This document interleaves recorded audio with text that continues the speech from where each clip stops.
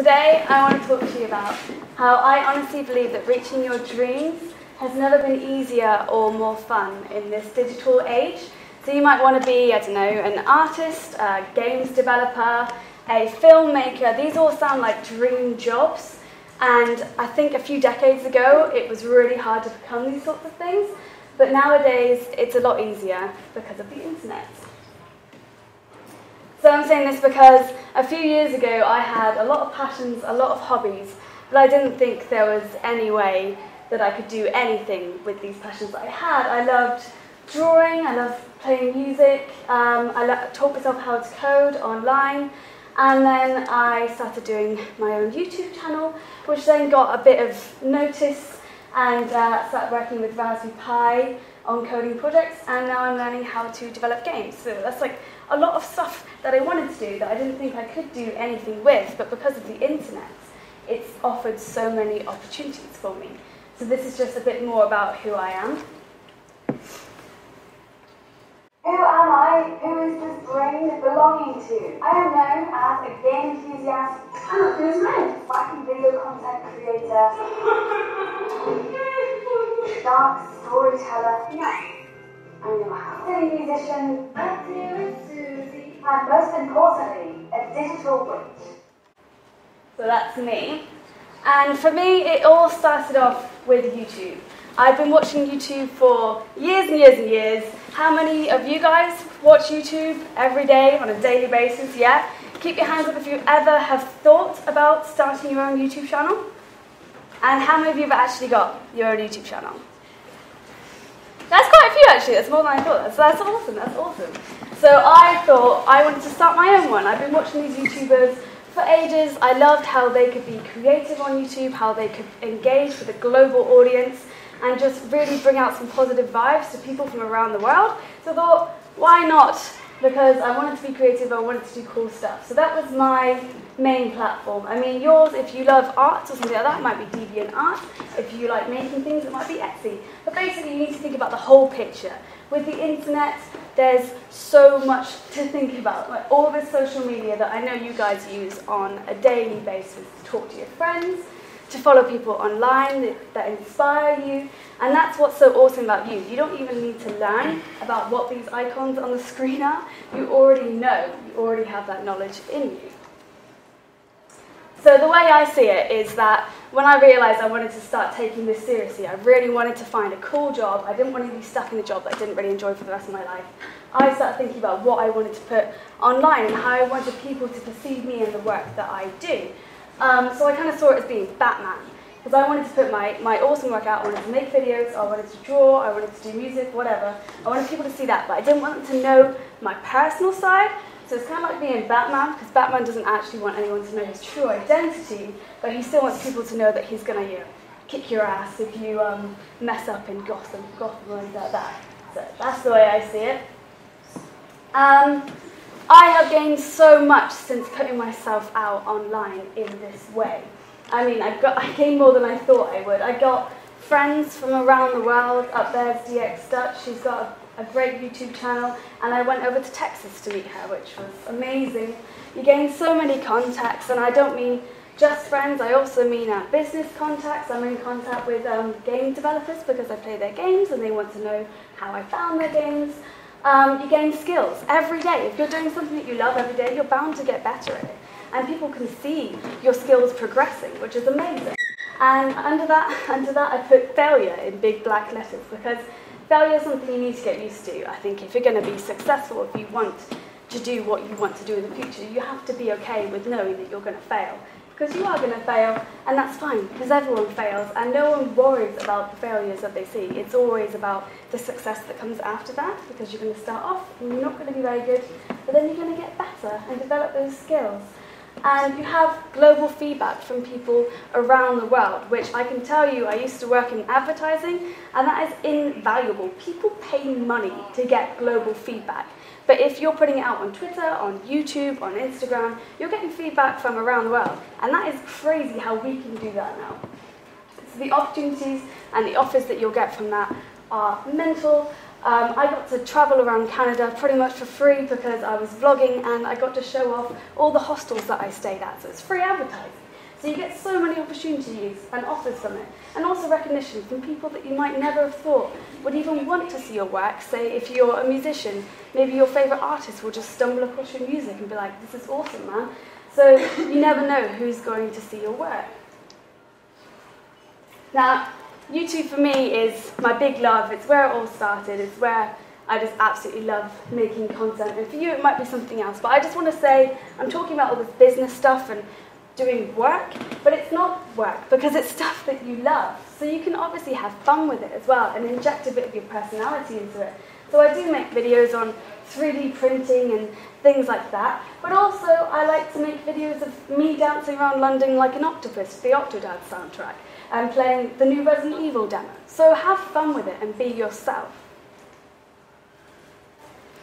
Now the way I see this is digital, the way we've evolved as mankind. Now we are in the digital age, and this is the first time that you guys and people younger than you are growing up with things like mobile phones, with tablets, devices left, right and centre, and you guys can pick it up and you know what to do with it within a few hours or a day. And I bet you all know it's a totally different story for your parents or your grandparents. They'll probably get a new phone and still be asking you in a month's time, like, how do I do this simple thing on my phone?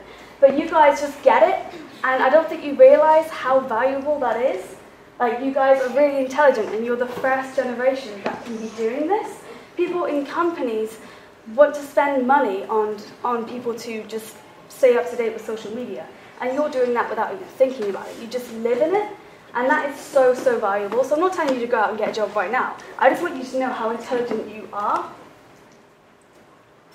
And from this stems coding. So I've already kind of explained that I'm learning how to do games development. I taught myself how to code online. So Code Academy is how I learned how to code, if any of you are interested. I just quickly want to say that coding doesn't have to be this boring thing that you do in a dark room or a computer. There's so much that you can do if you learn how to code. You can develop websites, you can also develop games, and even animations. There's just so much that you can do. So not very long ago, I wanted to see what I could do with coding, so I used the Raspberry Pi, which is a tiny little computer, and I made an interactive video using the computer and motion sensors and buttons.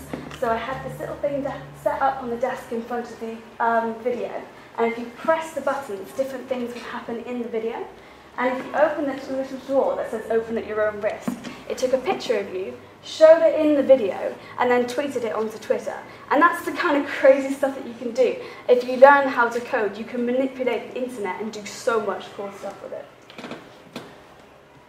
So what I've got to say is I've been going on about how you should be using the internet, how you should constantly be on there and showing people the stuff that you're doing. But always be aware that the world is watching. You don't want to be the next meme that people are taking the mick out of for the next 5 years. So I'm always constantly thinking about that. I want people to come across my content and like it and respect it and not take the mick, basically. Although I did dance on London like an octopus, so whatever. Where to start? I've rambled on for ages about all the stuff that I've done and all the stuff that you could possibly do if you're interested in it. But it's really hard to know where you start when doing all this. You see a lot of YouTubers, a lot of people online that have made it big, and it's quite intimidating.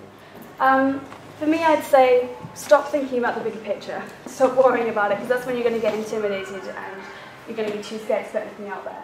Just think about what your passion is. I know people tell you every single day, like, what do you want to be when you're older? And the truth is, even when you get older, you still don't know what you want to be. So there's no point worrying about that question. Just think about what makes you happy now. You don't have to have one single passion. I've just told you I've got loads.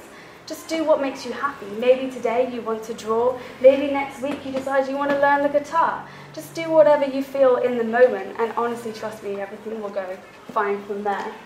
And also, don't be afraid to ask for advice. If there's anyone, say, online that are doing what you want to do in the future, or someone's done something you don't know how they've done it, send them an email, just ask them a question. They might not get back to you, they might be busy, but you never know when you're going to get that email back, and it could change your life, potentially. So that's it. If you want to check me out, I'm yasmincurren on every social media that there is. Yeah, if you've got any questions, if you have some time, you can ask some questions now. We've got a good 5 to 6, 7 minutes maybe. Okay. Open up for questions, really. Anyone? Yeah. How old were you when you started? Pardon? How old were you when you started? 20. Yeah. How many subscribers do you have? 18,000 something. I've got one. How do you deal with the negative feedback that you get? That's a good question. So whatever you do, when you put your work out online, be that on YouTube or DeviantArt or something like that, you're probably going to get at least one negative comment. But I bet you 9.9 times out of 10, if you look at what they're doing, they're not even doing anything. They're not making videos. They're not doing art. They're not doing anything that they're criticizing you about. So therefore, what they're saying is kind of invalid. They don't have any valid point to give to what you're doing. It's not constructive in any way. They're probably just doing it A, because they might be jealous that they want to do what you're doing, or B, because they're bored and they want to get a reaction out of you. So just remember that that's the only reason why they would be doing it, and I bet you the positive will way outweigh the negative anyway. That's what I remember. Yeah? What was your first video about? My first video was literally just my first video. It was me just saying, I don't really know what I'm doing, I want to do videos on this, but I'm really shy and I don't really know. So yeah, it's still up there on my channel because it's an awful video. But I think you need to realise that I know a lot of people who say I want to put videos up or something like that and I want it to be amazing and perfect, but nothing's ever perfect. You just got to start doing it and then you'll get better from there. So it's like the skills thing I was talking about. Yeah? What's the favourite game you've played? Oh, that's really difficult. My favourite game ever is probably my childhood favourite, which is when I was Beyond Good and Evil. But do you mean on YouTube? Favourite game I played on YouTube or? On YouTube. That's really, really difficult. I don't know. It's hard. I don't know. I can't think on the spot. Maybe you could tell Jimmy when you come round on Friday. Yeah, maybe. I'll have a think. Yeah. Yasmin's visiting YouTube. Yeah. What's the best game that you think you've created? It's the best game I think I've created. The one I'm most proud of is on my website because I made it just purely with code in HTML5, and so I just coded everything. And it's a bat and ball game, so it's not like that exciting, but everything you see on screen is developed just using code. So I didn't draw anything or anything. But I'm making games in Unity now, so that's 3D first-person games. I've got a question. Yeah? How does performing your skills to an online audience raise your game, raise your output, what you produce? Well, it gives you motivation to carry on, I think, because you are your own worst critic. So if you're just doing work, say in your bedroom, you're looking at it, you're probably not going to think it's as good as it is because you honestly are your worst critic. So putting work out there for other people and seeing the feedback that they give me pushes me to go and try my hardest to make things better, but also makes me realise that what I'm doing isn't as bad as I originally think it is, and it's just really nice. And also, like I said, the reach you get from it and the people that see it could be really beneficial for you. Yeah? Was you worried about the feedback when you started YouTube? Oh yeah. I think that's the scariest thing before doing anything. Even now, I'll put up a video and I'm worried that it's going to get really negative reactions. It never does, luckily, but you have to just kind of ride through it. You can never get anywhere if you don't put anything up. I think that's the biggest failure. If you don't even try, that is the biggest failure. And I get it because it's so scary and people could hate it, but at least you've tried. And that's what the people that matter, that's what they'll see, that you're trying. So therefore you're better, well, not better, but at least you're doing something. Yeah? How long did it take you to get your first 100 subscribers? First 100. Oh, I can't remember. It takes a while though, I'm going to say that. It's not like you're going to get famous in a second. So you really have to be loving what you're doing. Because it does definitely take a while. But everyone says the 1,000 point is the point where it starts to kind of snowball into more. I'll do one more question because we've got to wrap up, and then Yasmin is visiting tutor groups on Friday. So, young man. How long have you been doing YouTube? Just over 2 years. Thank you. Listen, there's some clear messages there about not being scared of failure, putting yourself out there in a respectful way. Can we show our appreciation, please? Because that was a really, really good, informative